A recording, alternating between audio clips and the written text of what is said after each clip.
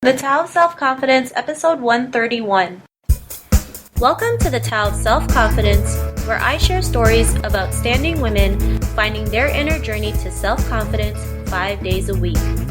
Visit our website at thetaoofselfconfidence.com to check out amazing blog articles and our killer resources. Well, hello friend. Welcome to the Tao of Self-Confidence, where I share stories of amazing women who have discovered their inner journey to self-confidence. I'm your host today, Sheena Yap Chan, and today I have a special lady who's all the way from Singapore. She is a transformational coach, a group facilitator, and a successful speaker, and I'm just really honored to have her on today and share her story. You know, she's so amazing. You know, it's just great to have her on. And without further ado, I'm going to introduce you to Yana Fry. Yana, how are you today? Maybe you can fill in a little bit more about yourself to the listeners. Of course. Hi, Sheena. It's a pleasure to be on your show. And yes, my name is Yana Fry, and I'm a coach, group facilitator, and speaker. Have been doing it for many, many years now. And I provide accelerated personal growth for entrepreneurs and change makers. And also, last year, we launched the YanaTV, which is an online broadcasted talk show based in Singapore, where we interview successful entrepreneurs and famous entertainers in Pan-Asia.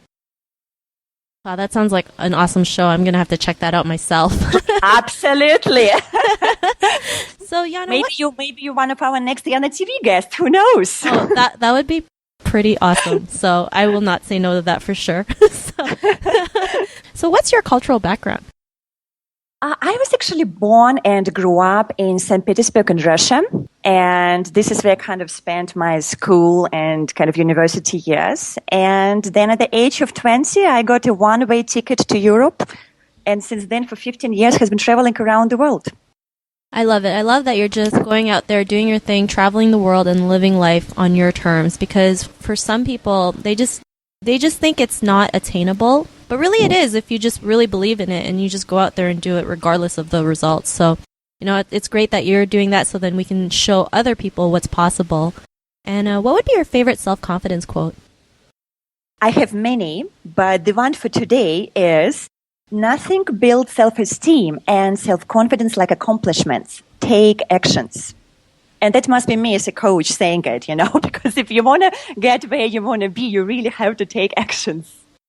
I love it. And it's true. Taking action is really the secret to success, right? Everyone wants to know everyone always wants to know what's the secret, right? And I was the same. It's like, what's the secret? Just tell me what the secret is and I'll do it. And then the secret's like, you take action. It's like, no, really, what's the secret, right? I know, it goes in loops. Yeah. So just it's kind of just stop thinking and just do something. Yeah. Anything. Totally. So great quote. And in your own words, how do you define self-confidence? Well, to me, self-confidence means when you do what you want with who you want for as long as you want. Because this is, in my opinion, is an absolute freedom of living the life on your terms. I love it. And it's true, right? You know, you have to decide what you want to do and not what other people expect you to do. And it can be challenging for some women, right? Because that's all they know. So it's great that they see other people like you who just go out there, get a one-way ticket to the world, and you're just traveling like a boss. And, you know, and a plane these days. Yeah. You know, whatever mode of transportation, you're out there living your life and they can see what's possible. So great definition. I love it. And what was your life like before your discovery of self-confidence? Well, I have an interesting story. You know, when I was 19 years old, a friend of mine basically dragged me into my first personal development training. And the trainer was actually a Russian guy, like a big Russian guy in his 50s.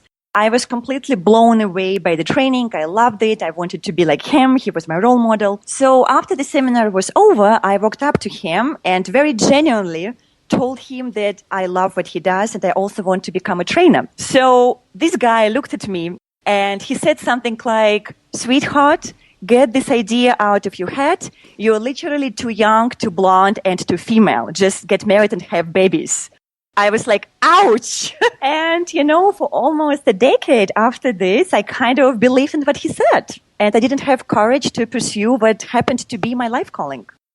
Wow, isn't it amazing how a person's perception of you can literally change your life? Like, the same thing happened to me, you know, when I used to work a job.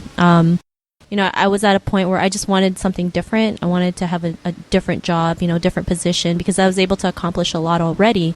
So I was, looking for places to work for and different opportunities. And my old coworker at the time, who was also a man, I was telling him what was happening, and he's like, I don't know why you're looking for a job, right? I mean, you already get paid more than enough as a woman, right?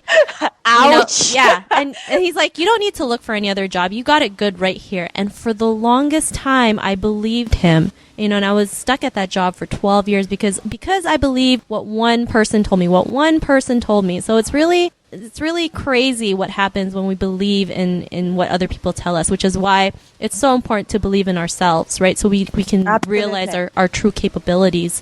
And, what was that aha moment in your life when you realized, you don't have to believe what that guy told you, right? You're not just about getting married and having babies. You are here for a purpose. You have that life calling. What was that moment in your life?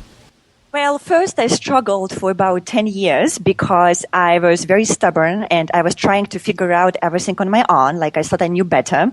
So, but then I guess life, was really generous to me. And one day I moved to Singapore and I met a friend who happened to be life and leadership coach. And he was literally the first coach I have actually seen in my life. So one day I shared with him that I also wanted to do this. And I had this accident, with that particular guy.